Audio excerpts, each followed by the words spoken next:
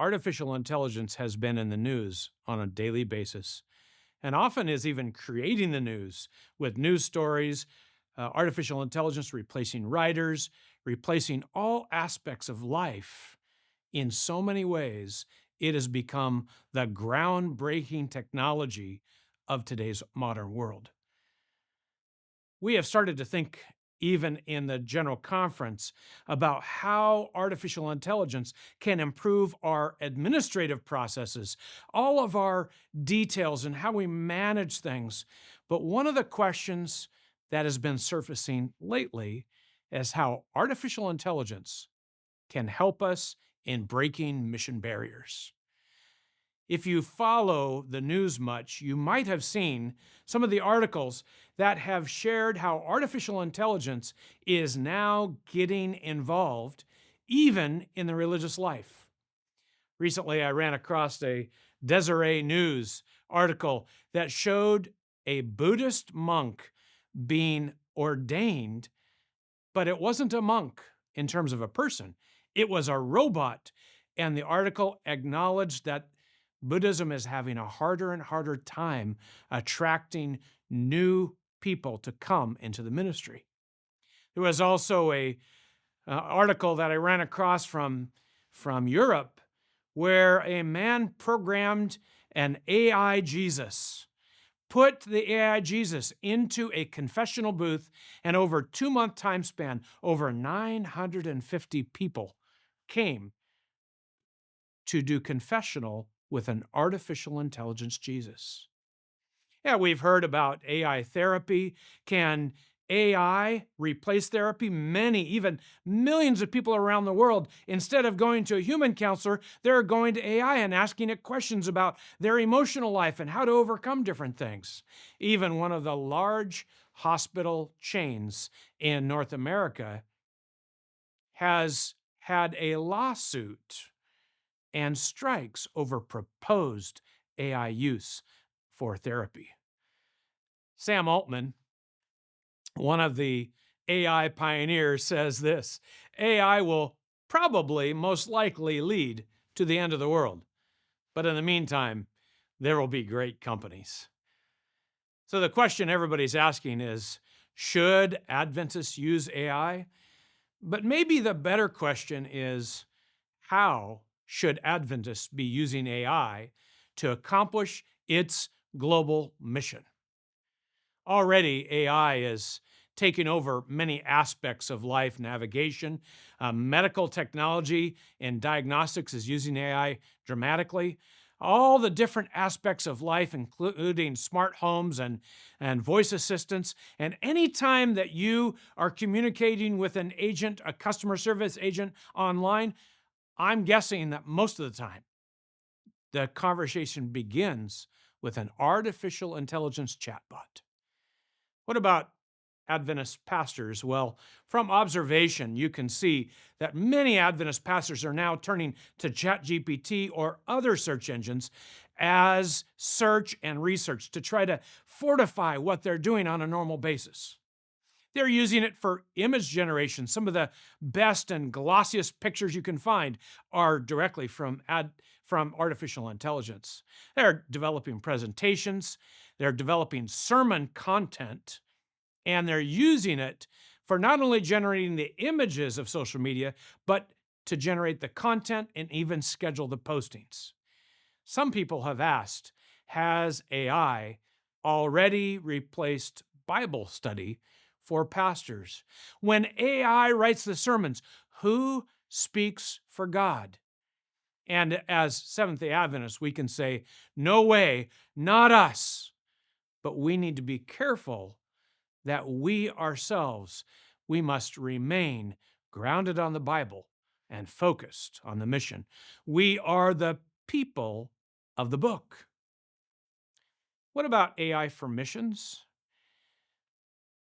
We have a mission to the world. And one of the book titles that I love by David Trim is We Aim at Nothing Less Than the Whole World. As Adventists, we have always been pioneers and early adopters of technology. Whether it was the grand prophetic charts of the artwork and early Adventist movement, or the media pioneers like George Vandeman and HMS Richards who broadcast the message. Whether all of the radio, television, and web, or the net series in the late 90s, or digital evangelism. And now, what's the latest? The latest is artificial intelligence. And we dream of allowing artificial intelligence, of helping us to remove barriers for mission. As I said already, we aim at nothing less than the whole world. This world contains at least 8.3 billion people. 5 billion people do not know Jesus. 3 billion people have never heard the name of Christ.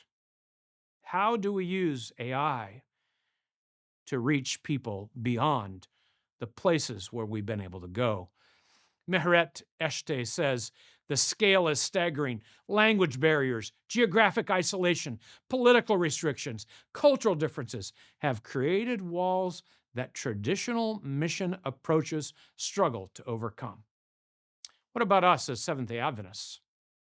We are one Adventist in 340 people globally. That means if every Seventh-day Adventist shared a simple gospel message faithfully every day with at least one person, it would take us just under a year to completely blanket the globe with the gospel message. If every single Adventist practiced that, sharing the message with one person every day, but that would be a very simple message and not the complete picture of God, not the complete teachings of the Bible. But one Adventist in 340 people. But one thing that doesn't recognize is it doesn't recognize the countries where we do not have established Seventh-day Adventist work. There are 212 countries out of 235 where the Adventist work is established. And even if every Adventist shared a faithful witness every single day, there are countries where there are no Seventh-day Adventists that we have to use technology and creative access to be able to minister in these areas.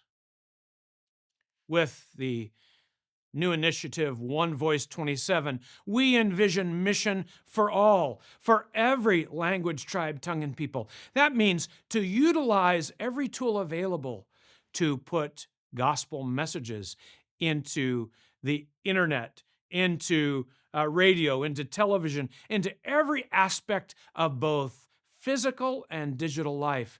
We need to be sharing with one another. We need to be sharing in our communities. We need to be having a local mission, a digital mission, and a global mission. We also, over the last few years, have been focusing something we call Mission Refocus, started in 2022, as a movement to share resources, mission resources with the world. We envision sending people to difficult places, and that divisions and unions are now supporting the sending of missionaries around the world. But these very missionaries that we send can use artificial intelligence as a tool to share with the people in their own environments. Let's not forget, and this gospel of the kingdom will be preached in all the world as a witness to all nations, and then the end will come. Let's be faithful to that vision. How has artificial intelligence already been used to advance mission? A major evangelical translation ministry recently held a summit on AI and global mission. At that summit, they acknowledged that AI is reducing the process for some languages of 25 years to translate the Bible in an indigenous language where it hasn't had it before. When it comes to artificial intelligence and language, any one of us can sit in a church where our mother tongue is not being spoken. We can open up an app, either ChatGPT or Google Translate on our phone, and AI will translate the sermon. Not only to read to us, but if we have a headset, it can actually be an audio for us. Not long ago, in the country of Egypt, There was a week of prayer being shared in all of the local churches. And in order to communicate, they wrote sermons in English, but had AI translate them not just into Arabic, but into the local Egyptian dialect of Arabic. It was an incredible moment for the Egypt field because the message was able to be communicated thoroughly and strengthen the faith of Adventist believers all around the country. In addition, the Seventh-day Adventist Church has a media platform called Jetstream that can be used for translating the message in creative ways in video and audio technology, and it has over 90 languages embedded and is currently looking at what other languages need to be added in order to communicate the message globally around the world. Many are saying that AI is today's Roman road. And really, the potential of AI for mission is endless. A few examples of this are mission resource translation, enhancing digital evangelism, resource production, contextualized resources. These are all ways that AI can help us, but it goes much deeper with finding ways of doing digital storytelling. Imagine that you're in a setting where you are learning the language of the people around you, and you use AI to say, how can I tell the gospel story better to the people I'm sharing with? Not only how to share it better to make disciples, but how do I tell people about my ministry outside when I'm serving in a risky environment? There are also, of course, research tools, culture learning, disciple-making tools, and content creation, to name just a few areas. The main avenue for artificial intelligence that we need to exploit even more is how to use it for crossing cultural bridges, language bridges, and security bridges for the gospel.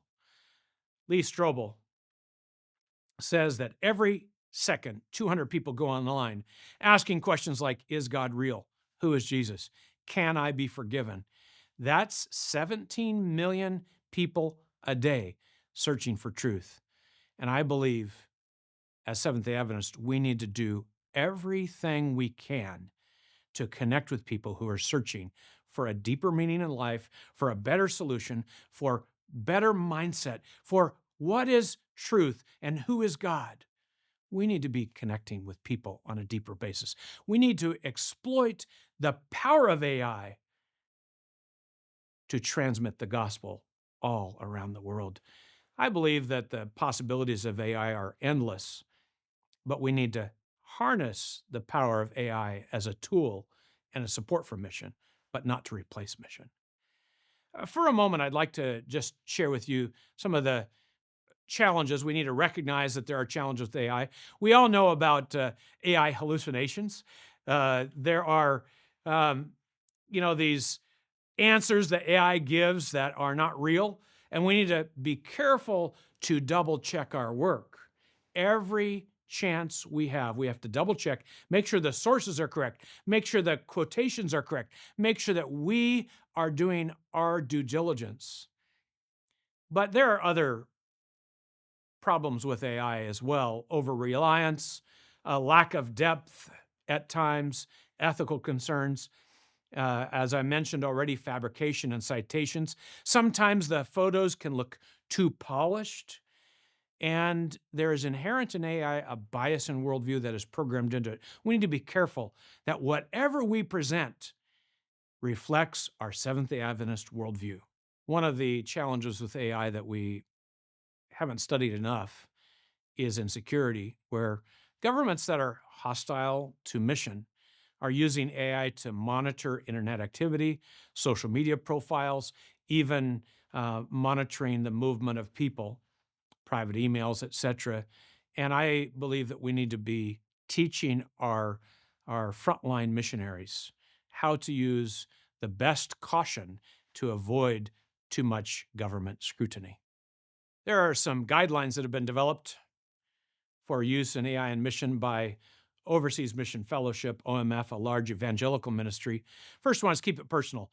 Keep a live, personal relationship with God and a live personal relationship with others. Ministry and mission are all about the human touch. Second of all, we need to respect cultures. What works in our culture for our communication may not always work in others, and a simple translation may not always work. We need to do our own research and confirm the research that AI gives us to make sure that what we're doing respects human cultures and that the message comes across in a way that would be relevant and beautiful for them. Number three, we need to empower local churches.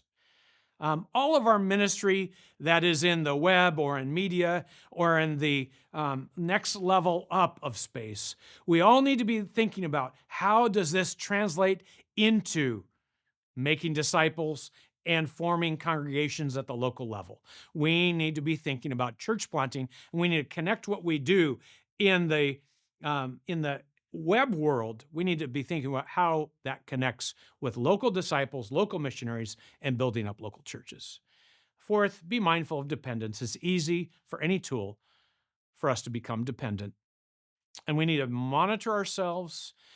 We need to be careful that we are not losing our spiritual connection with the Lord and losing our own sense of Bible study and getting the depth that only the Holy Spirit can work with us in our private study. And number five, stay true to the spiritual mission that we have.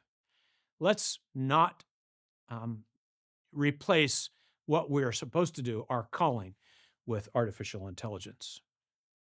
There's a real danger of the lack of prayer and the lack of study, and we need to be aware of those dangers, and we need to keep our relationship with God alive.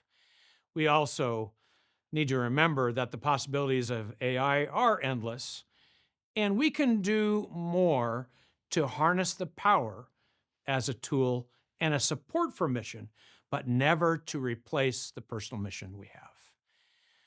But when we have an artificial world, it calls for a high-touch church. Really, we have to have the Air Force and the ground troops. We have to have that digital space, but we have to be a church that conveys the touch of Christ because the digital world desperately needs it. We need to stay in our lane, that when we're called into ministry and mission, that we minister to people with generosity, with kindness, with love, with truth, with the power of the Lord behind us. We need to stay in our lane. We become the touch of Jesus in this broken world. And while we use AI as a tool to support mission, we need to remember three things.